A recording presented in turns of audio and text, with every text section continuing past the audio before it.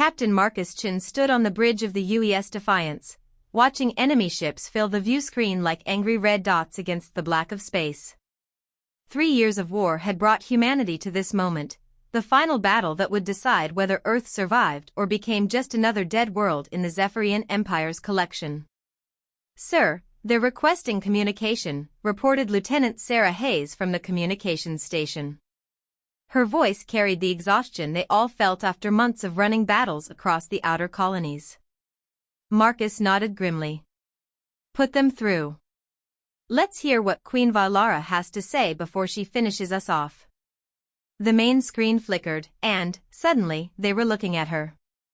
Queen Valara of the Zephyrian Empire stood 7 feet tall, her crystalline skin shifting between deep purple and silver in the light of her command chamber. 6 arms moved with fluid grace, each ending in hands that could crush steel or perform surgery with equal skill. Her face was alien but undeniably regal, with large eyes that held an intelligence that had conquered half the galaxy. "Captain Chen," she said, her voice carrying perfectly despite the translation matrix. "I know of you. The human who cost me 12 fleets and held the Arcturus system for 8 months against impossible odds." Marcus felt his crew tense around him. They'd all heard the stories about what happened to commanders who impressed the Zephyrian Queen. Most ended up as trophies in her collection, their preserved bodies displayed in her palace as examples of worthy enemies. "Your Majesty," Marcus replied formally. "I assume you're calling to discuss our surrender terms." Something that might have been amusement flickered across her alien features. "Surrender? No, Captain. I'm calling with a different kind of proposal entirely." She moved closer to the camera, and Marcus could see the intelligence burning in those strange eyes. Behind her, the vast bridge of her flagship stretched away, filled with technology that humanity was still centuries from understanding. 3 years ago, when we first encountered your species, my advisors told me humans would fall within weeks. You had inferior technology, smaller numbers, and no real military tradition compared to the civilizations we'd conquered before. They were wrong. Marcus said nothing. Around him, his bridge crew listened in tense silence. "You've cost me more ships and soldiers than the last 5 conquests combined," Queen Valara continued. "Your people fight with a determination that borders on madness. When cornered, instead of surrendering, you find ways to make the situation worse for your enemies. When outgunned, you innovate. When outnumbered, you become more dangerous, not less." She paused, and Marcus could see something calculating in her expression. "Captain Chen, what would you say if I told you there was a way to end this war without the complete destruction of your species?" "I'd say you must be planning something that benefits you more than it benefits us," Marcus replied honestly. Queen Valara laughed, a sound like crystal chimes in a windstorm. "You see? This is exactly what I mean. Even facing annihilation, you think like a strategist, not a victim. Your species fascinates me, Captain. Which brings me to my proposal." She stepped back, and Marcus could see she was wearing some kind of ceremonial armor, its surface covered in symbols he didn't recognize. The Zephyrian Empire has existed for 3,000 years. In that time, we have conquered over 400 species. Some we absorbed into our culture. Others we eliminated entirely. But, never have we encountered a species that improved our own capabilities through conflict. Marcus frowned. "What do you mean?" "Your human concepts of asymmetric warfare have revolutionized our military thinking. Your scientists' approach to problem-solving has led to breakthroughs our researchers had been stuck on for decades. Even your cultural practices, your music, your literature, your seemingly insane devotion to lost causes, have influenced our civilization in ways I'm still discovering." She moved to a window that showed the vast fleet of Zephyrian ships surrounding the human task force. "I could destroy you today. In perhaps 6 hours, every human ship in this system would be debris, and, within a year, Earth itself would be a memory. But that would be wasteful. So what are you proposing?" Marcus asked, though he was beginning to suspect where this was heading. Queen Valara turned back to face the camera directly. Marriage, Captain Chen. Between myself and a human representative. A political union that would make humanity a protectorate of the Empire rather than a conquest. Your species would maintain its autonomy, its culture, its worlds. In exchange, you would provide military and scientific consultation to the Empire. The bridge of the Defiance fell into absolute silence. Marcus felt like he'd been hit in the head with a plasma rifle. You want to marry a human, he said slowly. Not just any human, Queen Valara corrected. I want to marry you, Captain Chen. You've proven yourself the most capable military mind your species has produced. Your psychological profile indicates intelligence, integrity, and the kind of strategic thinking that would serve the Empire well. More importantly, your people trust you. Your word carries weight with human leadership. Marcus stared at the screen, his mind racing. Around him, he could hear quiet muttering from his crew as they processed what they'd just heard. Lieutenant Hayes was staring at her console like it might explode. Commander Rodriguez, his first officer, looked like he was having trouble breathing. This is a joke, Marcus said finally. Some kind of psychological warfare. It is not, Queen Valara replied seriously. Consider the alternative, Captain. Your fleet is surrounded. Earth's defenses are depleted. Your colonies are already under siege. You've fought brilliantly, but you cannot win a war of attrition against an empire with resources from 400 conquered worlds. She gestured to something off-screen, and, suddenly, the display split to show tactical readouts of the current battle situation. The numbers were devastating. The humans were outnumbered 50-1 in ships, and the technological gap was even worse. However, the Queen continued, a political marriage would change everything. As consort to the Empress of Zephyr, you would hold rank equivalent to a sector governor. Humanity would become the Empire's newest member species, not its latest victim. Your people would have access to Imperial technology, Imperial trade networks, Imperial protection from other galactic threats. Marcus looked at the tactical display again. She was right about their situation. They were brave, innovative, and stubborn, but they were also completely outgunned. What exactly would this marriage entail? He asked carefully. You would live on Zephyr Prime, the Imperial capital. You would serve as my military advisor and as humanity's representative in Imperial affairs. In time, you would help govern an empire that spans 3 spiral arms of the galaxy. And the catch? Queen Valara's expression grew more serious. There is no catch, as you put it. However, there are cultural considerations. Zephyrian royal marriages are permanent bonds, Captain. We mate for life, in a biological sense. The ceremony involves genetic compatibility modifications that would extend your lifespan to match mine, approximately 800 more years, but would also create a biochemical connection between us. Marcus felt the bottom drop out of his stomach.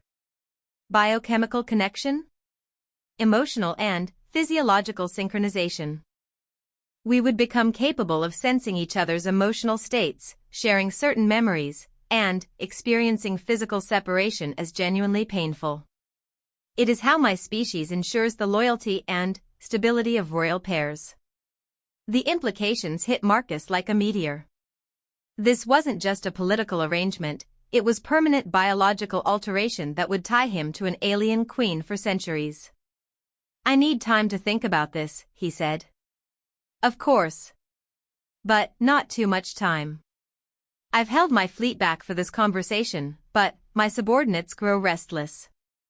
Some believe I should simply conquer humanity and be done with it. You have 6 hours to decide, Captain. After that, we proceed with the original battle plan. The screen went dark, leaving the bridge of the Defiance in stunned silence. Commander Rodriguez was the first to speak. Sir, she can't be serious. She seemed serious to me, Marcus replied, still staring at the blank screen. His mind was reeling with possibilities, implications, and the sheer impossibility of the choice he'd just been given. "Captain," Lieutenant Hayes said quietly, "I'm getting messages from Earth Command." They monitored the transmission. Marcus wasn't surprised. "What's their response?" "They're requesting immediate consultation with the senior staff." "And, sir?" "Admiral Morrison says the President wants to speak with you personally within the hour." Marcus nodded slowly. Of course they did. He'd just been offered the chance to save humanity through the most bizarre diplomatic marriage in galactic history. "Commander Rodriguez, you have the bridge." "I'll be in my quarters taking a call that's going to change everything."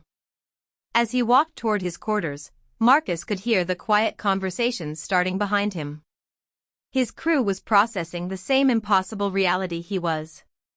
Their captain had just been proposed to by an alien queen who could end the war with a wedding ceremony.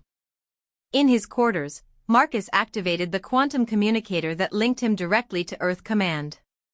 Within minutes, he was looking at Admiral Sarah Morrison's weathered face on his personal screen.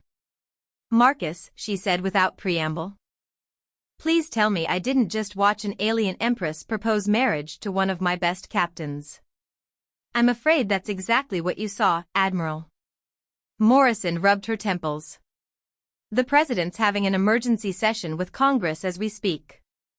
The Joint Chiefs are divided between calling this the greatest opportunity in human history and the most elaborate trap ever conceived." Marcus sank into his desk chair. "What do you think, Admiral?" "I think Queen Vialara is exactly as smart as we've always feared she was," Morrison replied grimly. "This proposal solves multiple problems for her empire while giving humanity a survival path we never could have negotiated through conventional diplomacy. But it requires sacrificing one man's freedom and humanity for the sake of the entire species. That's not a decision any government should be able to make for an individual." Marcus stared out his small viewport at the sea of enemy ships surrounding them. "What if the individual volunteers?" Admiral Morrison leaned forward. "Marcus, you can't be considering this." "I'm considering everything, Admiral. She's right about our tactical situation. We're finished as a military force. Earth's defenses are depleted, the colonies are falling, and we're down to maybe 36 operational ships. This might be the only chance humanity gets to survive as something other than a cautionary tale." "You're talking about marriage to an alien, Marcus.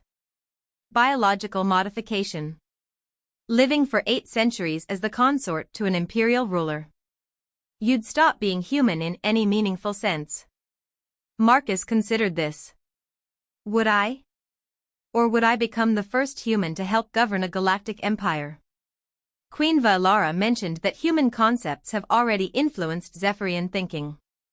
Imagine what we could accomplish with a human perspective represented at the highest levels of imperial government. Morrison was quiet for a long moment. "The President wants to know if you're seriously considering accepting." "Tell him I'm seriously considering every option that keeps Earth from becoming a crater," Marcus replied. "What's the analysis from the xenobiology team?" "Dr. Patel says the biological modifications Vialara described are theoretically possible, though we've never seen anything like them. The emotional and physiological bonding sounds similar to what some Earth species experience, but on a much more complex level. He estimates it would be comparable to a very intense form of marriage, but permanent and irreversible." Marcus nodded. He'd already suspected as much. "Admiral, I need to ask you something, and I need a completely honest answer." "Go ahead."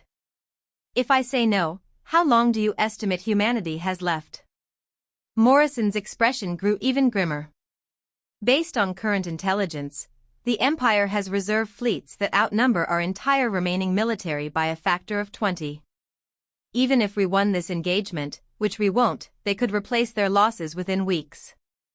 Earth might hold out for 6 months. Maybe a year if we get lucky and they decide to siege rather than assault." "And if I say yes?" "Then, humanity joins a 3,000-year-old empire with technology we can barely comprehend and resources from hundreds of worlds. Our species not only survives but potentially thrives. Marcus stood and walked to his viewport again.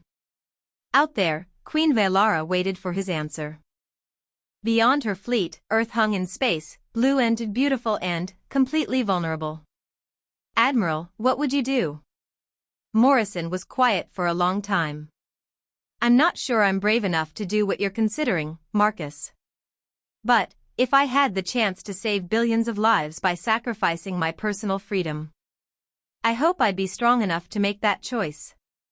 Marcus closed his eyes. "Tell the President I need 4 more hours to decide." "And, Admiral?" "Start preparing the fleet for either outcome." "Understood, Captain." "And, Marcus?" "Whatever you decide, you have my respect and my support." The connection ended, leaving Marcus alone with the most important decision in human history. He spent the next hour reading files about Zephyrian culture that the intelligence services had compiled. The empire was vast, ancient, and surprisingly stable.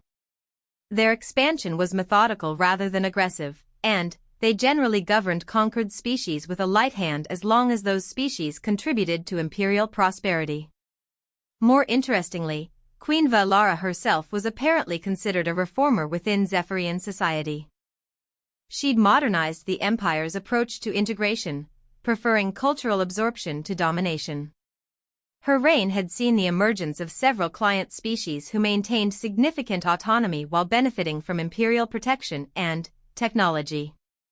Marcus realized he was researching his potential wife and future home. The thought should have been terrifying, but instead he found it oddly compelling. Queen Valara was brilliant, powerful, and apparently genuinely interested in what humanity could contribute to her civilization. A chime from his door interrupted his thoughts. "Come in," he called. Commander Rodriguez entered, followed by Lieutenant Hayes and Chief Engineer Park. His senior staff looked like they'd spent the last hour in intense discussion. "Sir," Rodriguez began, "we've been talking, and we think you need to hear something." Marcus gestured for them to sit. "I'm listening." Lieutenant Hayes spoke first. "Captain, we've served with you for 2 years. We've seen how you think, how you make decisions, how you put the mission and the crew ahead of everything else. So we wanted you to know that whatever you decide, we understand." Chief Park nodded. "Sir, my family's on Earth. My wife, my 2 kids, my parents. If Queen Valara's offer is genuine, it means they get to live. That's not something any of us takes lightly.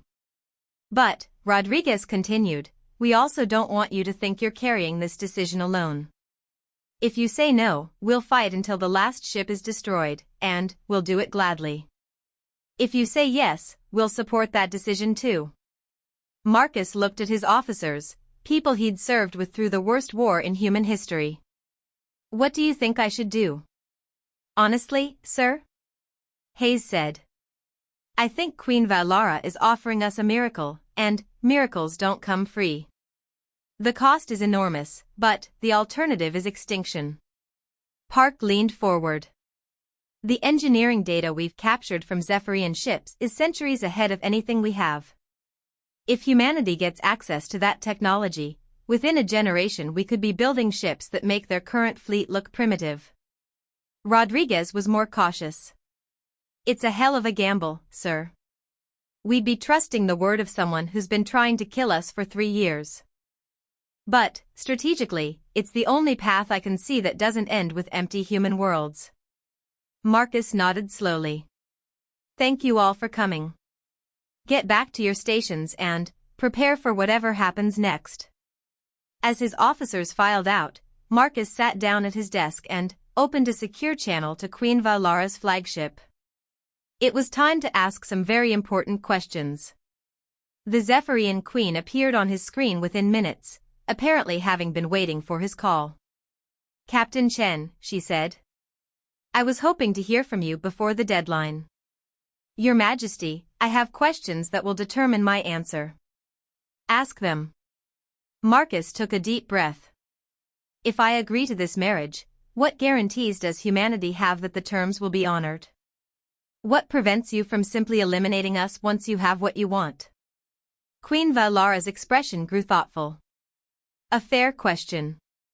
The answer is that Zephyrian royal marriages are bound by genetic modification that makes betrayal of one's mate biologically impossible.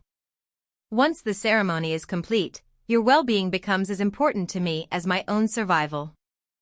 Harming humanity would cause me physical and psychological pain. And, after you die? Imperial succession law would make you regent until a suitable heir is chosen. You would have centuries to establish humanity's place in the empire. Marcus nodded. What about human autonomy? Would we govern ourselves, or become subjects of Zephyrian administrators? Humanity would receive sector status within the empire. You would govern your own worlds according to your own laws, subject only to imperial policy on matters of trade, defense, and interspecies relations. Think of it as joining a vast confederation rather than being conquered.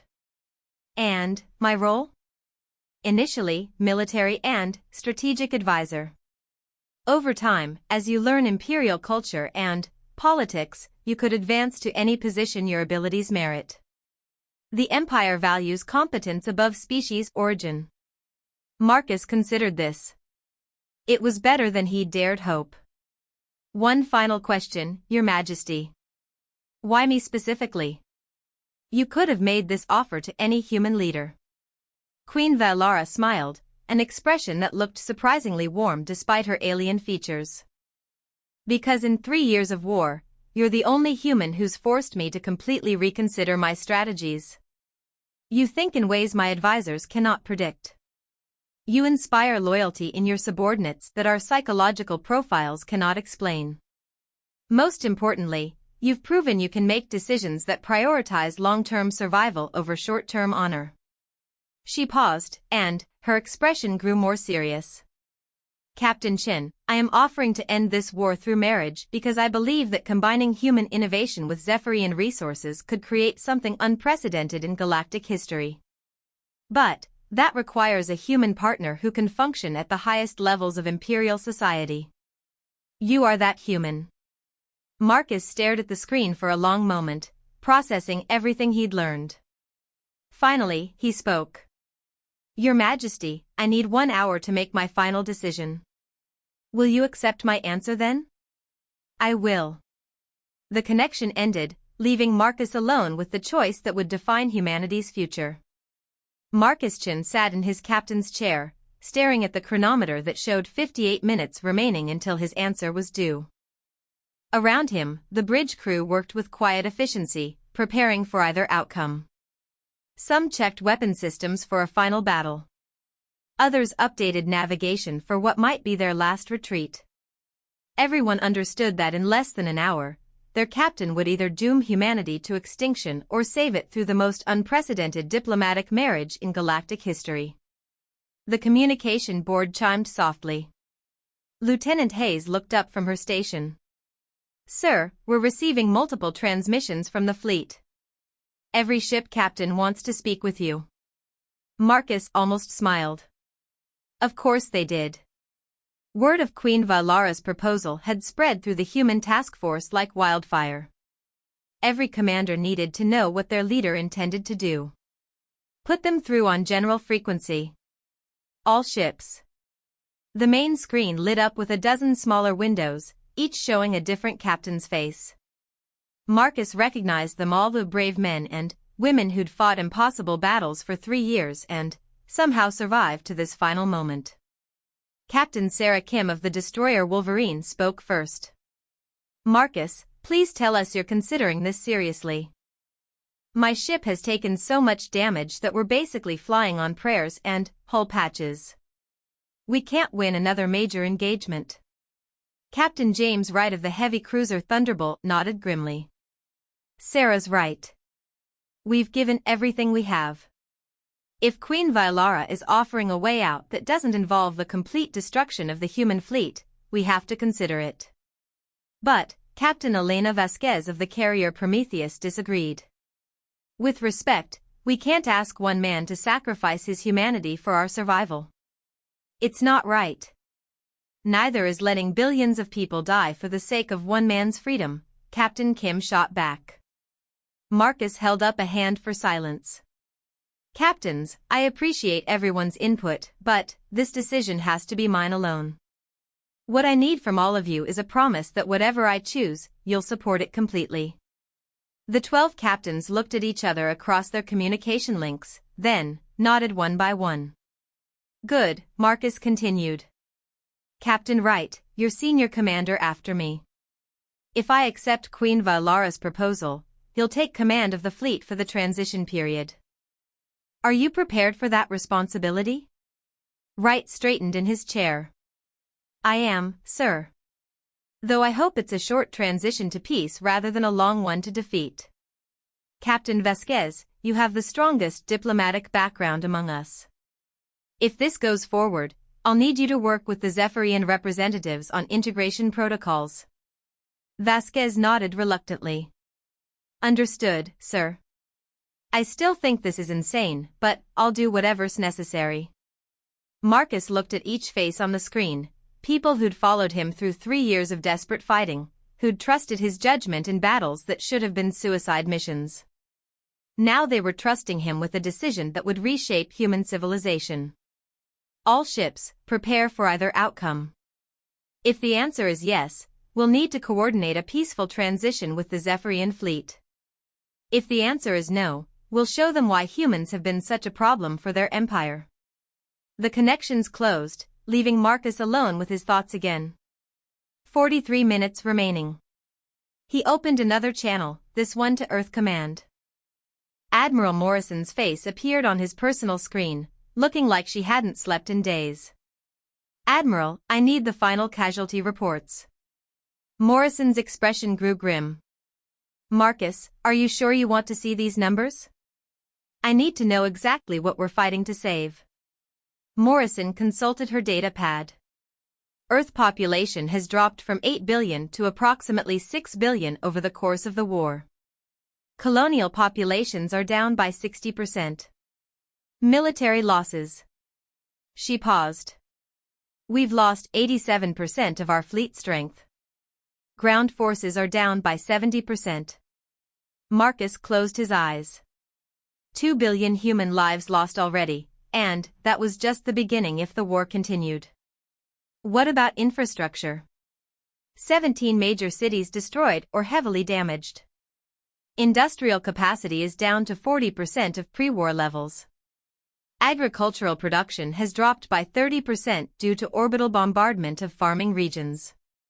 And our strategic reserves? Depleted. We're manufacturing ammunition and ship components faster than ever before, but we can't replace what we're losing. Conservative estimates say we have supplies for maybe 3 more months of high-intensity combat. Marcus opened his eyes and looked at the Admiral. Sarah, what does victory look like from where you're sitting? Morrison was quiet for a long moment. Honestly? I don't think victory is possible anymore, Marcus. The best we can hope for is making the cost of conquering us so high that Queen Valara decides to negotiate some kind of limited autonomy for the surviving human populations. And, the worst case? Complete extinction of human civilization within the year. Marcus nodded grimly. It was exactly what he'd expected to hear, but having the numbers made the reality impossible to ignore. Admiral, there's something else I need to know. What's the assessment of Queen Valara's trustworthiness? Morrison pulled up another file. Our xenopsychology team has been studying her for 3 years. Their conclusion is that she's remarkably consistent in her behavior patterns. When she makes agreements with other species, she honors them.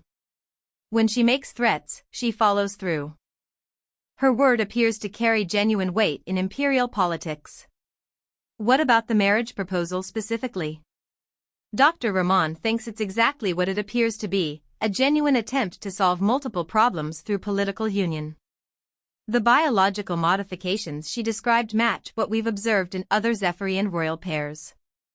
It appears to be a standard part of their culture, not some kind of elaborate trap. Marcus leaned back in his chair. So the xenopsychology team believes the offer is legitimate? They do. More importantly, they believe Queen Valara has developed what they call genuine respect for human capabilities.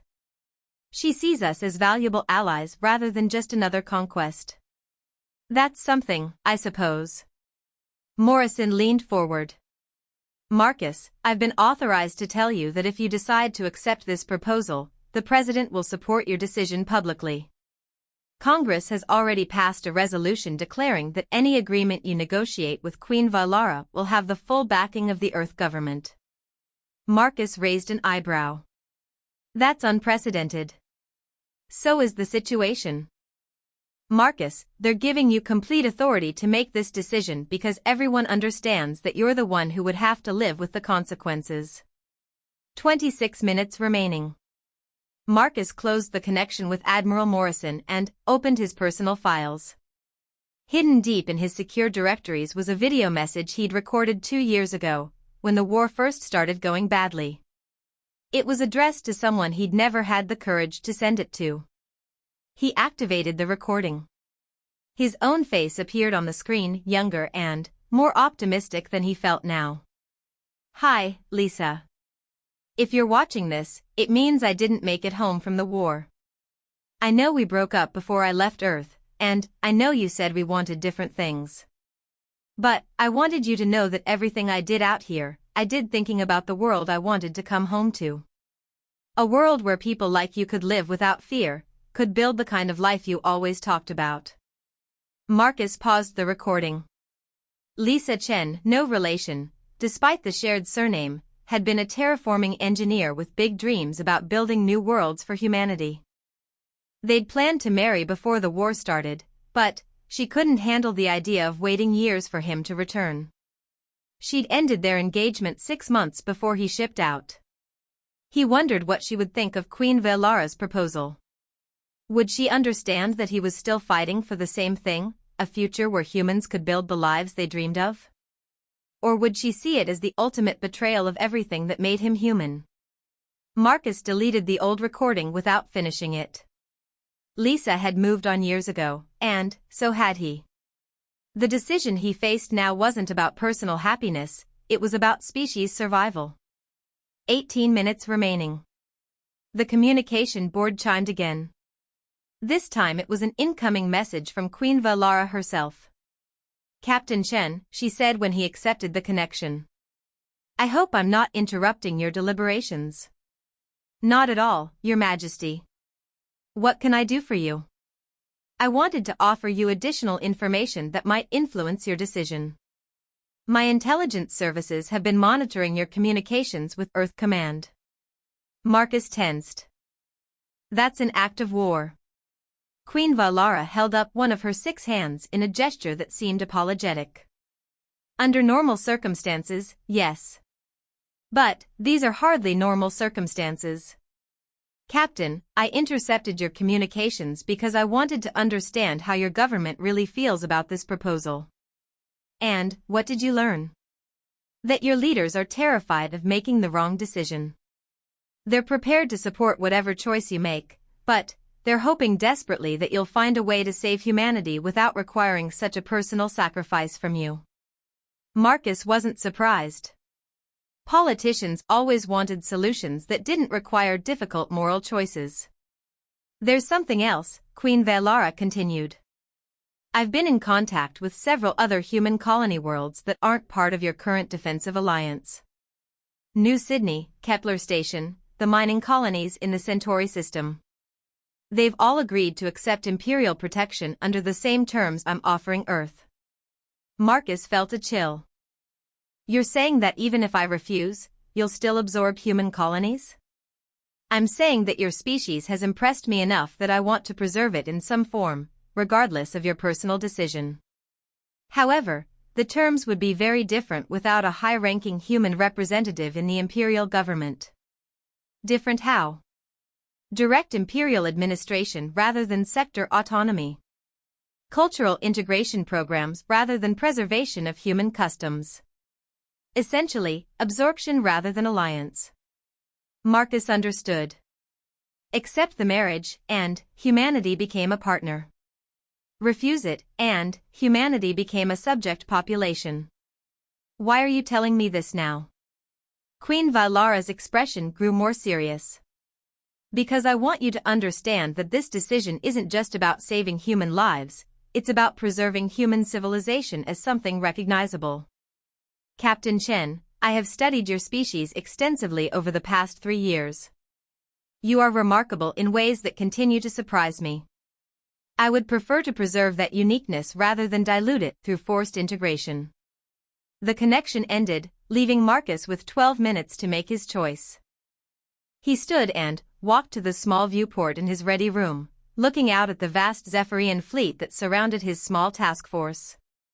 Each of those ships represented technology and firepower that humanity couldn't match. But Queen Vylara was right about one thing: they'd made the Empire work harder for this victory than anyone had expected. His door chimed. "Come in," he called. Dr. Elizabeth Patel, the fleet's chief medical officer and xenobiology expert, entered carrying a datapad.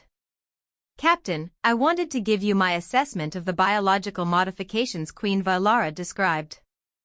Marcus turned from the viewport. "What's your conclusion, Doctor?" "Based on what we know of Zephyrian physiology, the bonding process she described is essentially a form of genetic symbiosis. Your nervous systems would be linked in ways that would allow emotional and sensory sharing. The lifespan extension is genuine. Zephyrian biomodification technology could easily extend human life to 800 years or more." "And the downside?" Dr. Patel hesitated. "The process would be irreversible. Once bonded, separation would cause severe psychological trauma for both parties.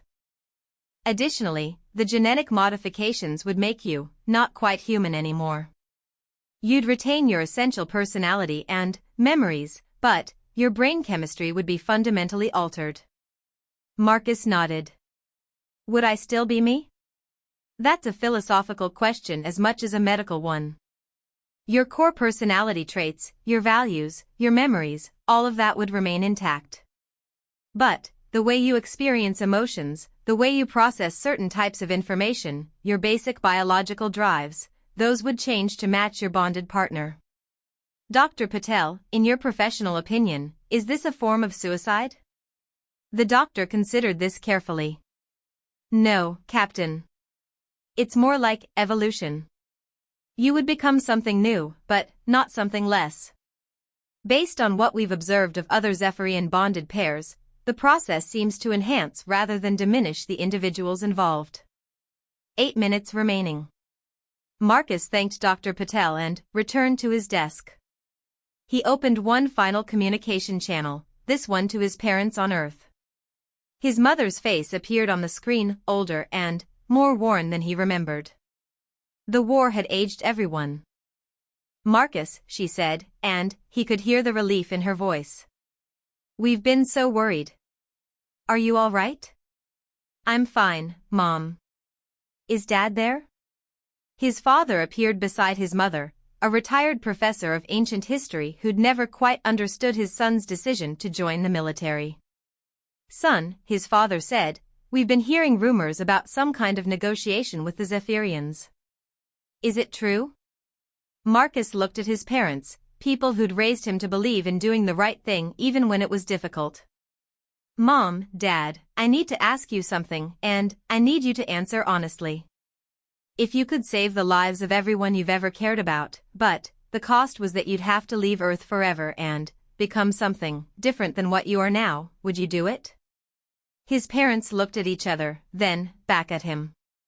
"Marcus," his mother said quietly, "are you talking about yourself?" "I'm talking about a hypothetical situation." His father studied him through the screen.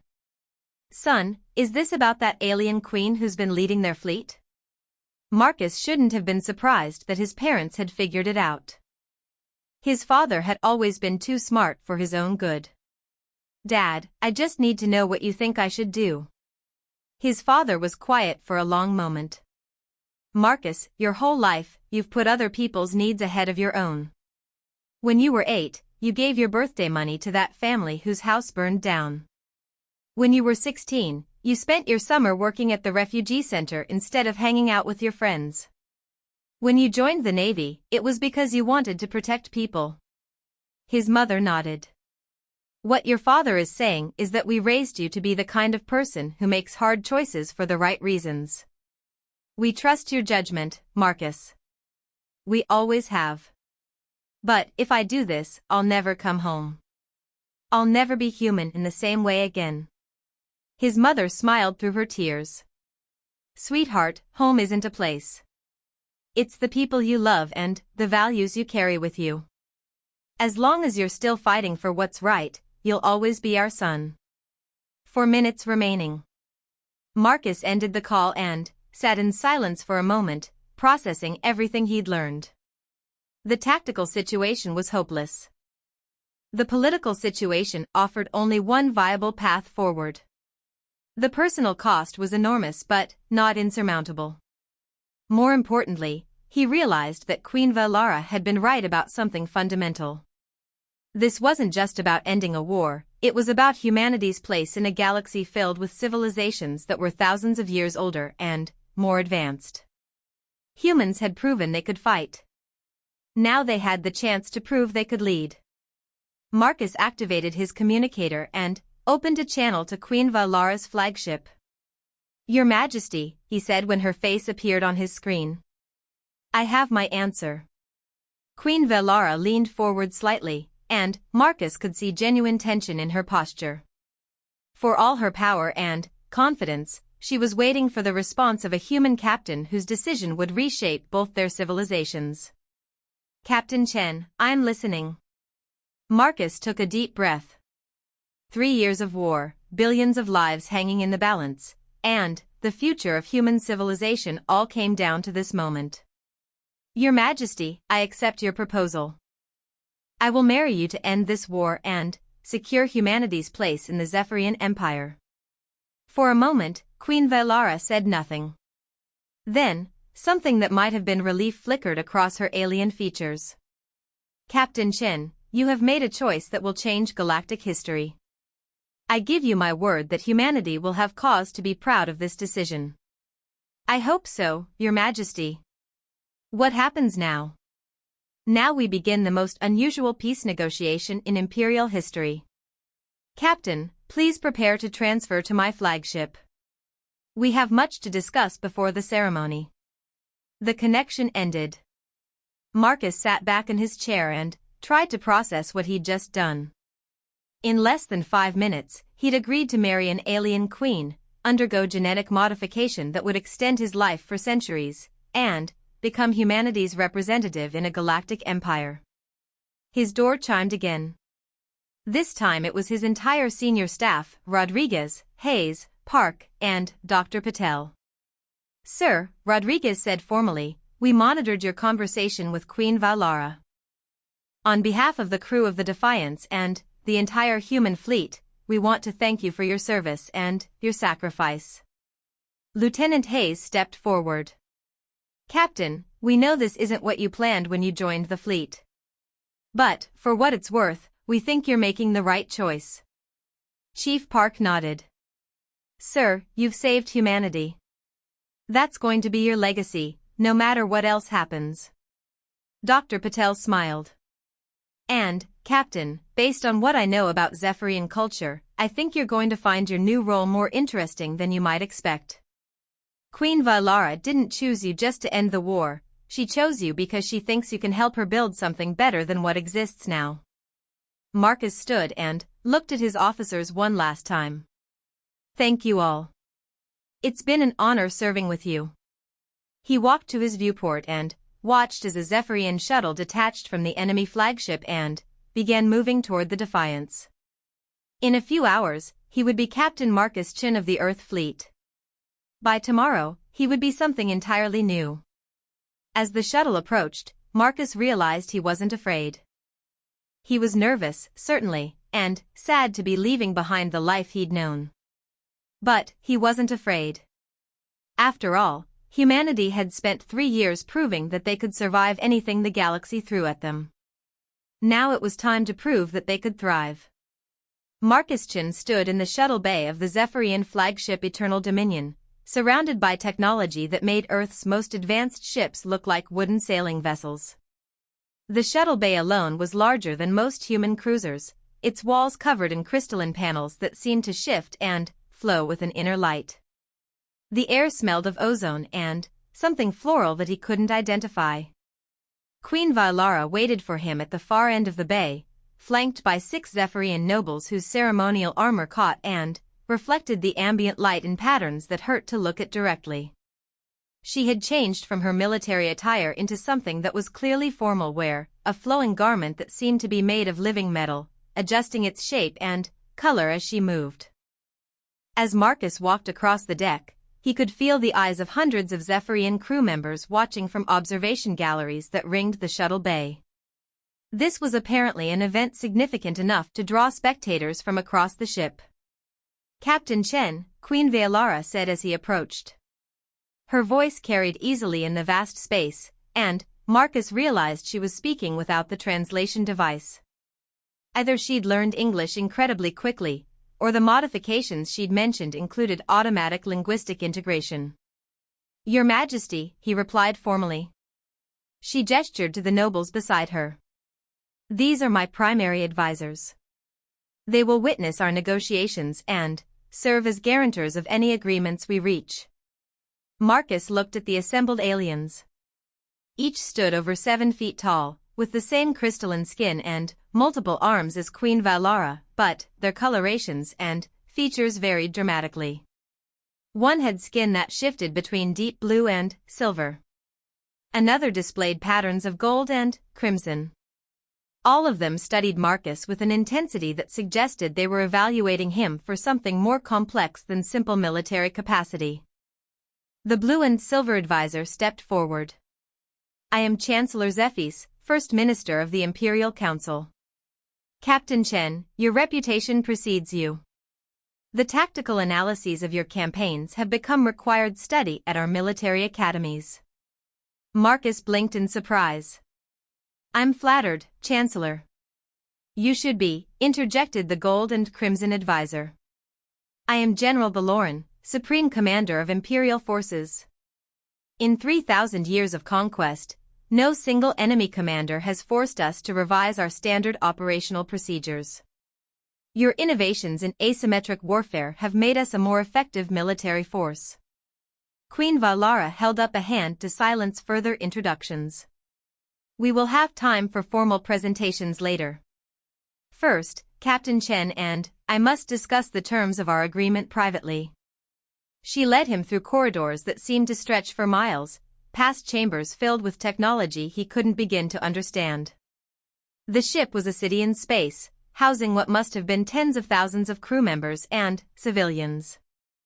Marcus caught glimpses of vast hydroponic gardens, manufacturing facilities, and what looked like residential districts complete with parks and recreational areas. "Your flagship is impressive," he said as they walked. "The Eternal Dominion is more than a warship," Queen Valara replied. "It serves as the mobile capital of the Empire when I'm conducting extended campaigns. Everything necessary to govern 3 spiral arms of the galaxy can be found within these halls." They entered what was clearly her private quarters, though calling it quarters was like calling a palace a house. The main chamber was enormous, with a ceiling that displayed a real-time view of the surrounding star field. Furniture that looked like it had been grown rather than built was arranged around a central area dominated by a holographic display showing tactical information about fleets positioned throughout the galaxy. "Please sit," Queen Valara said, gesturing to a chair that adjusted itself to human proportions as he approached. "We have much to discuss before the ceremony." Marcus settled into the surprisingly comfortable seat. "When will the ceremony take place?" "Tomorrow, by your time measurement. But, first, we must negotiate the specific terms of humanity's integration into the Empire." Your acceptance of the marriage proposal was only the beginning of this process. She moved to the holographic display and manipulated it with gestures from her multiple arms. The star field shifted to show a detailed map of human space, with Earth at the center and various colony worlds scattered around it in a rough sphere perhaps 50 light-years in diameter. This is humanity's current territory, she said. 47 colonized worlds, 12 major space stations, and various mining operations and research outposts. The total human population is approximately 12 billion, distributed across these holdings. Marcus nodded. That sounds about right, though the population figures are probably lower now due to the war. Indeed. Our intelligence estimates place current human population at approximately 10 billion. However, those numbers will recover quickly once hostilities cease. Queen Valara manipulated the display again, and the view expanded to show the surrounding region of the galaxy. Marcus gasped despite himself. The Zephyrian Empire was vast beyond anything he'd imagined, stretching across thousands of light-years and encompassing what must have been hundreds of thousands of star systems. This is the Empire as it exists today, Queen Valara continued. 437 member species, governing 64 sectors, with a total population of approximately 8 trillion beings. Humanity would become member species number 438. The scale was staggering. Marcus realized he was looking at a civilization that spanned a significant portion of the galaxy's inhabited regions. Where would humanity fit in this structure, he asked. Initially, human space would be designated as Sector 65. You would maintain complete autonomy over internal affairs, governance, law enforcement, cultural practices, economic systems. The Empire would handle external relations, interstellar trade coordination, and mutual defense. She highlighted several areas of the galactic map. Additionally, as humanity proves its capabilities, your people would be offered opportunities to establish colonies in other sectors. Many of our member species maintain populations far beyond their original territories. Marcus studied the display. What about Earth specifically? Earth would be designated as humanity's sector capital, with the same status as other species' homeworlds. It would be considered sacred territory under imperial law. No imperial forces would be stationed there without explicit permission from human authorities. That was better than Marcus had dared hope. And the other human worlds? Full autonomy, as I mentioned. Human law would apply to human citizens throughout the sector. Imperial law would only apply to matters involving other species or activities that affect interstellar stability. Queen Valara changed the display to show detailed information about several other sectors. To give you context, this is how our other member species are organized. The Valorians maintain 37 worlds and have significant colonial holdings in 16 other sectors. The Crystalline Collective governs 12 star systems but operates major trade networks throughout imperial space. The Metamorphic Consortium has only 3 worlds but provides biotechnology services that are essential to imperial infrastructure. Marcus began to understand. The Empire wasn't just a collection of conquered territories, it was more like a vast confederation of species, each contributing their unique capabilities to a collective civilization. What would be humanity's primary contribution to this system? Queen Valara smiled, an expression that looked more natural on her alien features than Marcus had expected. That, Captain Chen, is perhaps the most interesting question of all. She moved to another part of the display, showing detailed analyses of human military engagements over the past 3 years. Your species has already demonstrated remarkable capabilities in military innovation. The tactical concepts you've developed during our conflict have applications far beyond simple warfare. Your approach to problem solving, your adaptability in crisis situations, your ability to find solutions when conventional methods fail, these are qualities that could revolutionize imperial operations. The display shifted to show economic and technological data.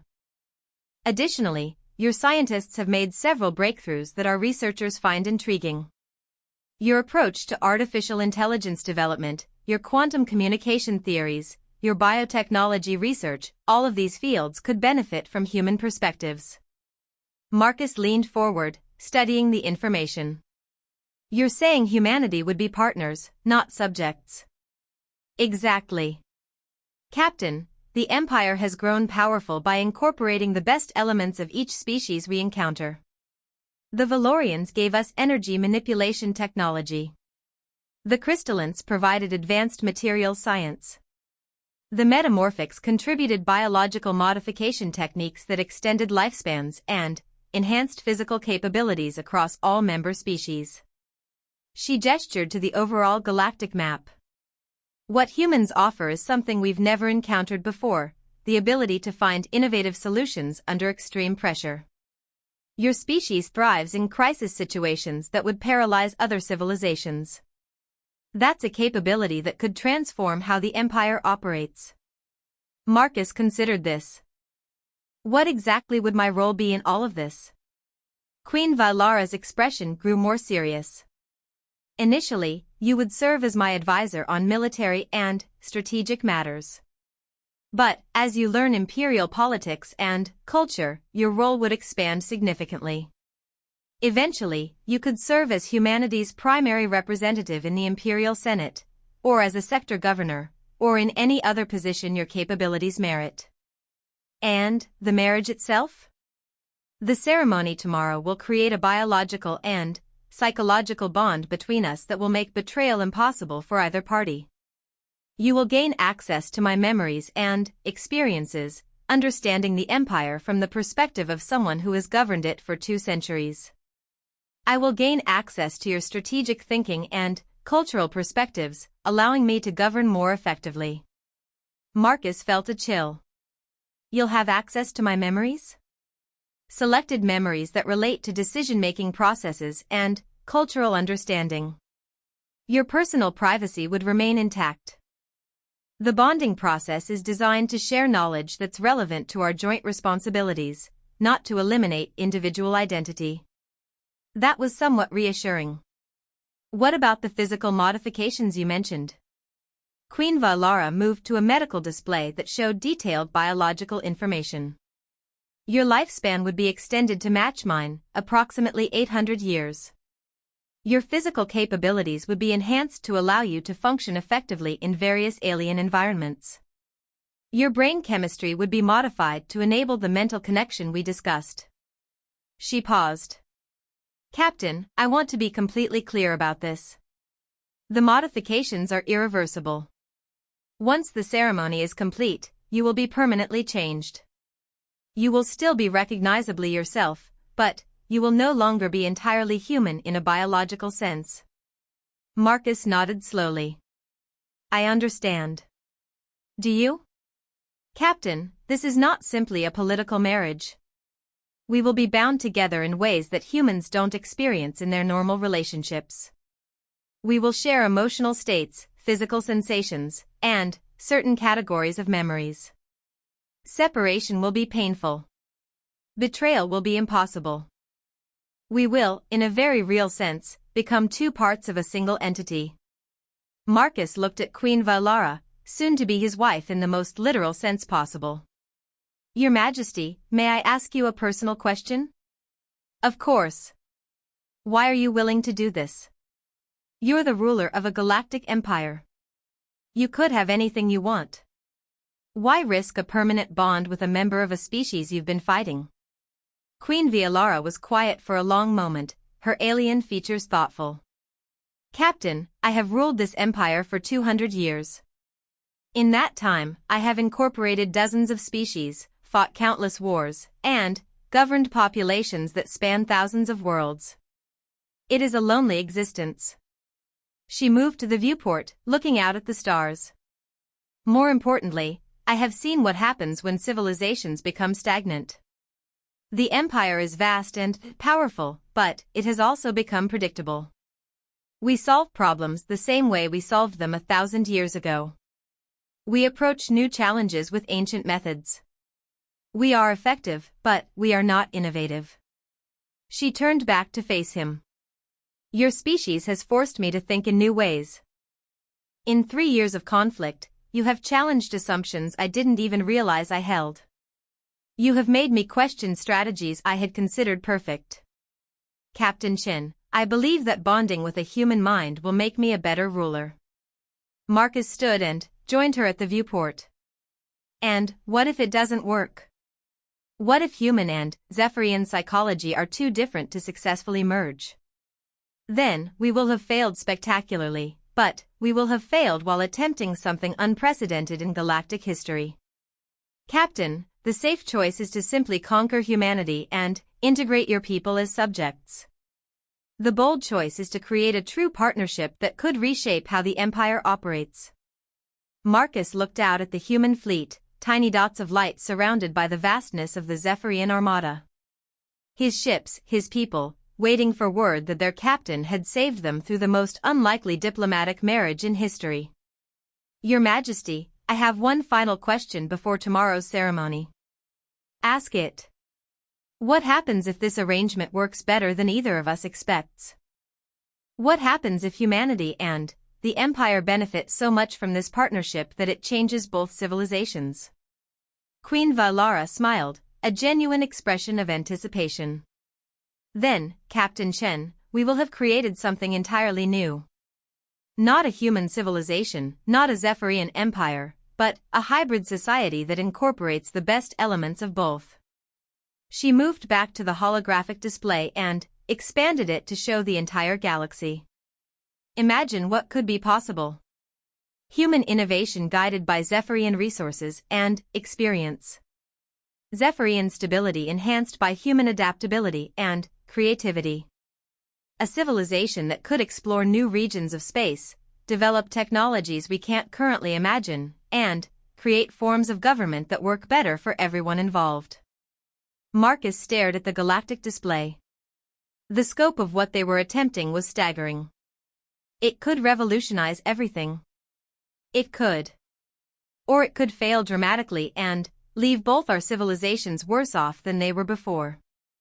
Captain, that is the nature of true innovation, you must be willing to risk everything to gain something unprecedented. They stood in comfortable silence for several minutes, contemplating the magnitude of what they would attempt tomorrow. Finally, Queen Valara spoke again. Captain, there is one more thing you should know before the ceremony. What's that?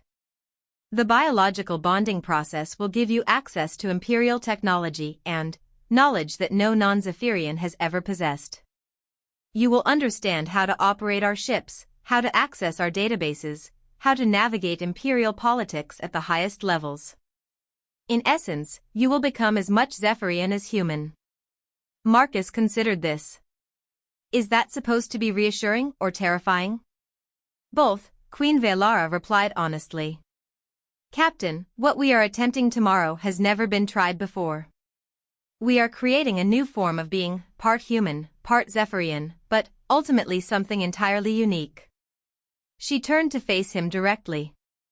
Are you ready for that level of transformation? Marcus looked at the galactic map one more time, thinking about the billions of humans whose future depended on his decision. Then, he looked at Queen Valara, brilliant, powerful, and apparently genuinely committed to creating something better than what currently existed. Your Majesty, I'm as ready as anyone can be for something that's never been done before. Queen Valara nodded approvingly. Then, let us prepare for a ceremony that will change galactic history. As they began discussing the specific details of tomorrow's unprecedented wedding, Marcus realized that he was no longer just saving humanity, he was helping to create an entirely new form of civilization. The thought should have been terrifying, but, instead, he found it oddly exhilarating. After all, if humans had learned anything over the past 3 years, it was that they could adapt to situations that seemed impossible. Tomorrow, he would find out just how far that adaptability could take them. Marcus Chin woke on his wedding day to the soft chime of Zephyrian harmonics that served as the ship's wake-up call. For a moment, he forgot where he was, reaching for the familiar controls of his quarters aboard the Defiance. Instead, His hand found surfaces that were smooth as glass and warm as living flesh, the biotechnology that the Zephyrians used for their furniture and equipment. The guest quarters Queen Vylara had provided were larger than his captain's cabin on the Defiance, with walls that displayed a slowly shifting pattern of Earth's sunrise as seen from orbit. It was a thoughtful touch that reminded him this was his last day as a purely human being. A soft knock at his door interrupted his thoughts. "Come in," he called. Dr. Elizabeth Patel entered, carrying a medical scanner and wearing an expression of professional concern mixed with personal worry. "Good morning, Marcus. I'm here for the pre-ceremony medical evaluation." Marcus sat up in the bed that had adjusted itself to human sleep patterns overnight. "How are things going with the integration protocols?" "Better than expected," Dr. Patel replied, running her scanner over him. "Commander Wright has been working with the Zephyrian fleet coordinators all night.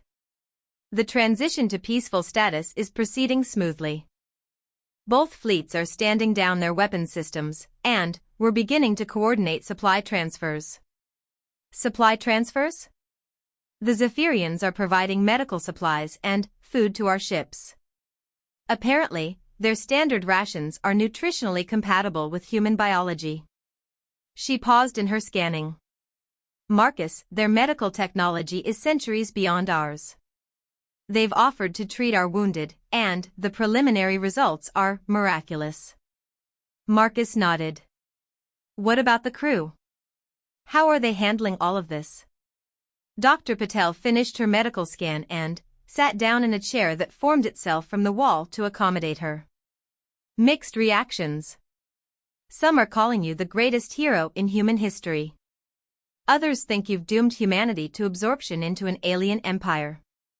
Most are just relieved that they're going to live to see their families again." "And your professional opinion about what I'm about to undergo?" Dr. Patel was quiet for a moment. "Marcus, based on what the Zephyrian medical staff has shown me, the bonding process is unlike anything we've ever studied. It's not quite marriage in any sense we understand, but it's not exactly symbiosis either. It's something entirely new." She pulled up data on a portable display. "The neural modifications will create pathways in your brain that don't exist in normal human psychology. You'll share emotional states, certain categories of memories, and what they call decision state synchronization with Queen Vylara." Decision state synchronization? When either of you is making important choices, both of you will experience the full range of considerations and emotions involved. You'll literally think through problems together at a neurological level. Marcus considered this. That sounds like it could be either incredibly helpful or completely overwhelming. "Probably both," Dr. Patel agreed. "But, Marcus, there's something else you need to know. The Zephyrian medical staff has been studying human physiology since the bonding was announced. They believe the process might work better with humans than it does with other Zephyrian pairs." "Why?" "Human brain plasticity. We adapt to new situations more quickly than most species. The Zephyrians think you might actually enhance Queen Vylara's cognitive abilities rather than just sharing your own." Marcus raised an eyebrow. "You're saying this marriage might make her smarter?" "I'm saying it might make both of you smarter in ways that neither species has experienced before. The combination of human adaptability and Zephyrian knowledge could create new forms of thinking entirely." Dr. Patel stood to leave. "Marcus, for what it's worth, I think you're doing the right thing. But, more than that, I think you're about to become something unprecedented in galactic history."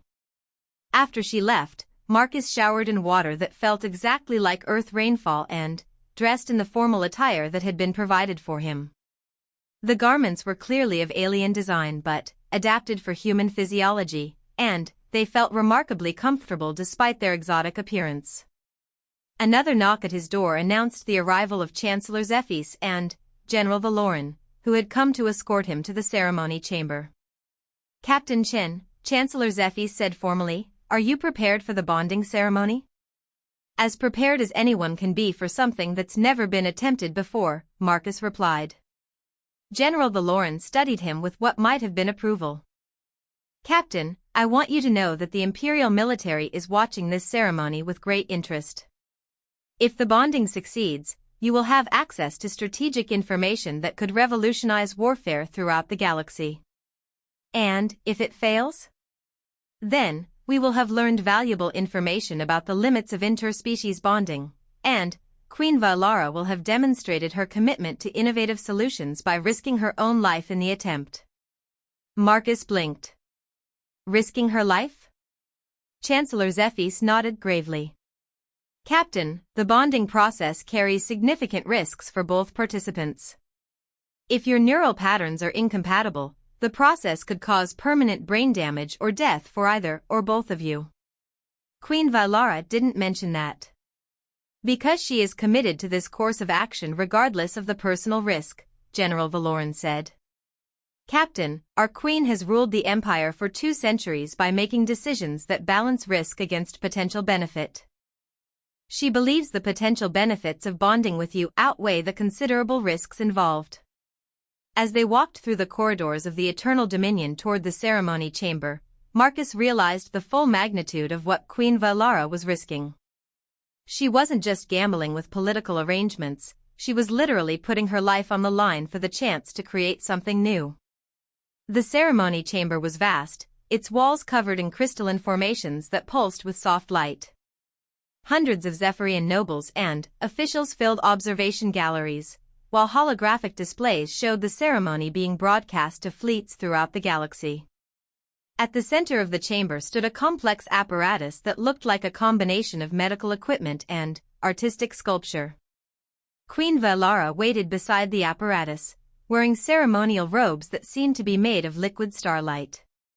She had been transformed for the ceremony, her crystalline skin now displayed patterns of gold and silver that shifted and flowed like living metal, and her 6 arms moved in precise, ritualistic gestures. "Captain Shen," she said as he approached, and her voice carried harmonics that resonated through the chamber. "Welcome to a ceremony that will change both our civilizations." Marcus took his position beside her at the apparatus. "Your Majesty, I've just learned about the risks involved in this process. Are you certain you want to proceed?" "Captain, I have spent 2 centuries ruling an empire through careful calculation of risk and benefit. I have never been more certain of any decision in my life." A figure in elaborate robes approached them, apparently a Zephyrian priest or ceremonial official. The being began speaking in the Zephyrian language, its words creating musical patterns that seemed to resonate through the crystalline walls of the chamber. Queen Valara leaned closer to Marcus. "The ceremony master is reciting the historical significance of this bonding. We are the first interspecies pair in the 3,000-year history of the Empire." "No pressure," Marcus murmured, and was surprised to hear Queen Valara laugh softly. The ceremony master's recitation concluded, and the apparatus at the center of the chamber began to activate.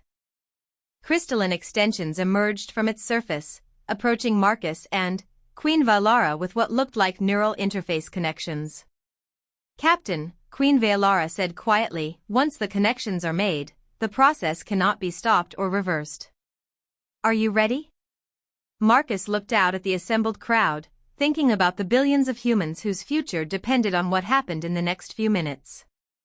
Then, he looked at Queen Valara, brilliant, powerful, and apparently genuinely committed to creating a better future for both their species. "I'm ready," he said. The crystalline connections touched their heads simultaneously, and Marcus felt a sensation unlike anything he had ever experienced.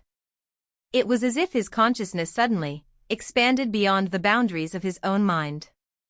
At first, there was confusion, a flood of alien memories and sensations that his human brain struggled to process. He saw flashes of worlds he had never visited, experienced emotions that had no human equivalent, and felt the weight of governing an empire that spanned thousands of worlds.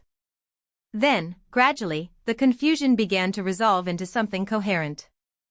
He could feel Queen Valara's mind touching his own, but, instead of invasion, it felt like completion. As if he had been missing part of himself without knowing it. Through the neural link, he experienced Queen Valara's memories of their first encounter 3 years ago. He felt her initial dismissal of humanity as just another conquest, followed by growing respect as human tactics continued to confound imperial strategies. He experienced her gradual realization that humans represented something genuinely new in her experience. More importantly, he felt her emotions during their negotiations, genuine excitement at the possibility of creating something unprecedented, mixed with anxiety about the risks involved and hope that this unprecedented bonding might create new possibilities for both civilizations. In return, Marcus felt his own memories flowing toward Queen Valara. She experienced his decision to join the military, his years of training and service, his gradual development into a strategic thinker who specialized in finding solutions to impossible problems.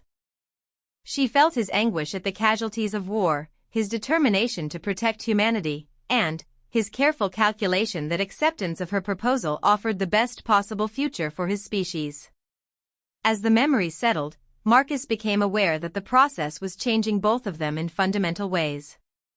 Queen Valara's ancient wisdom and vast knowledge of galactic politics was combining with his human adaptability and innovative thinking. He could feel new neural pathways forming in his brain, connecting concepts in ways that had never existed before. Similarly, he sensed that Queen Valara was gaining access to human cognitive patterns that were enhancing her ability to process complex, multivariable problems. The human capacity for lateral thinking was amplifying her strategic capabilities in ways that surprised both of them. The physical modifications came next. Marcus felt his cellular structure being rewritten at a molecular level, his lifespan extending, his physical capabilities being enhanced to function effectively in alien environments. But, rather than feeling violated or diminished, he felt optimized. As if his human potential was being fully realized for the first time.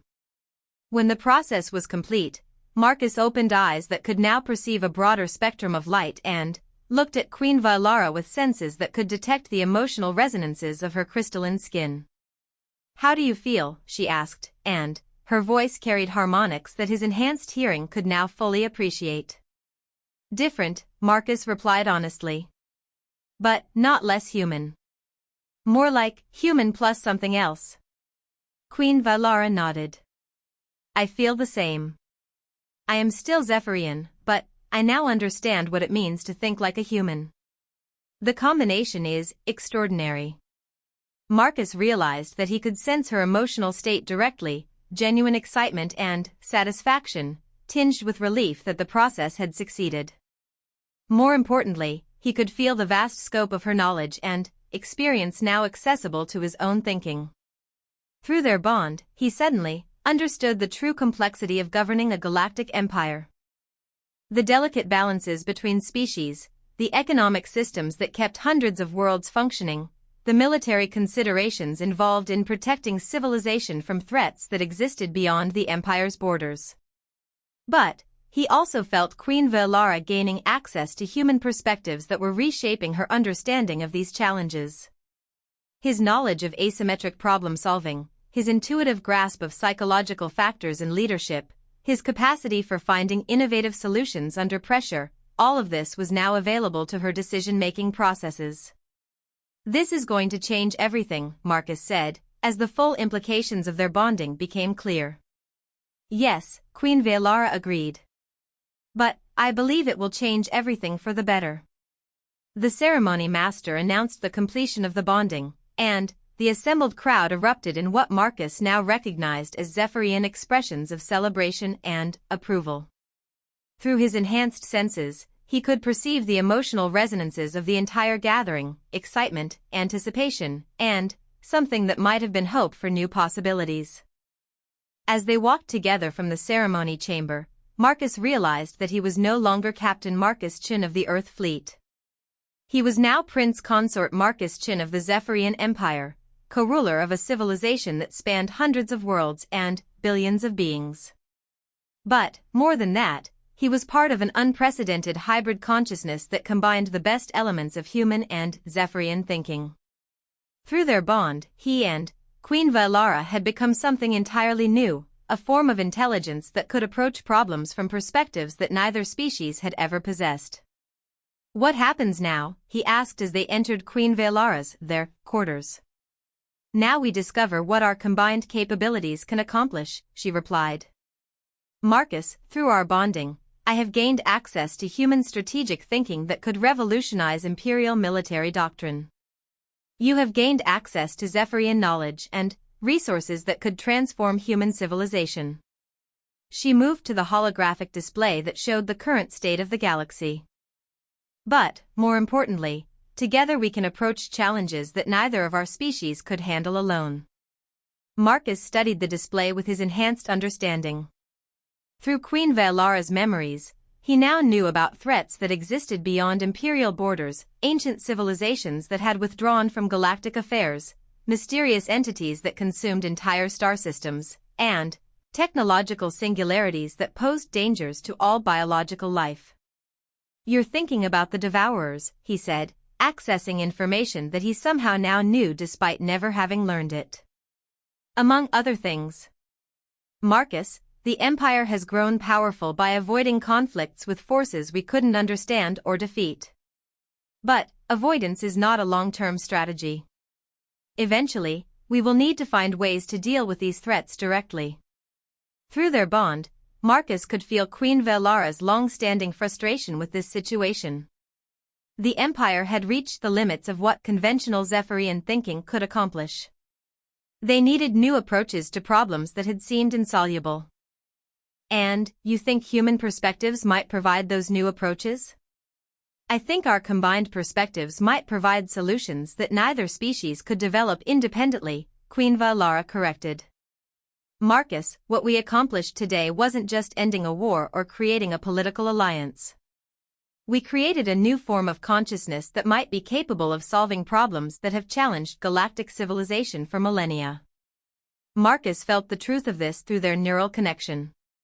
The bonding had created something genuinely unprecedented, a hybrid intelligence that combined human innovation with Zephyrian knowledge and resources. "Then, let's get started," he said. Queen Valara smiled, an expression that now conveyed warmth and anticipation through their emotional link. "Welcome to the beginning of a new era in galactic history, my husband." As they began planning the integration of humanity into the Empire and considering how their unique partnership might address challenges that had seemed impossible, Marcus realized that his decision to accept Queen Valara's proposal had accomplished far more than saving humanity. It had created the possibility of revolutionizing an entire galaxy. 1 year after the bonding ceremony, Prince Consort Marcus Chin stood in the Imperial Strategy Chamber aboard the Eternal Dominion, studying a holographic display that showed the most ambitious military operation in galactic history. Around him, representatives from 47 different species worked together on tactical planning that would have been impossible before his marriage to Queen Valara. The chamber itself reflected the changes that had swept through the Empire since the human integration. Traditional Zephyrian design had been enhanced with elements from dozens of member species, creating a space that felt both ancient and revolutionary. Human-designed neural interface systems worked alongside Valerian energy manipulation technology and crystalline computational arrays. "The preliminary assault simulations are complete," announced Commander Sarah Kim, now serving as Director of Human Integration Forces. She had volunteered to transfer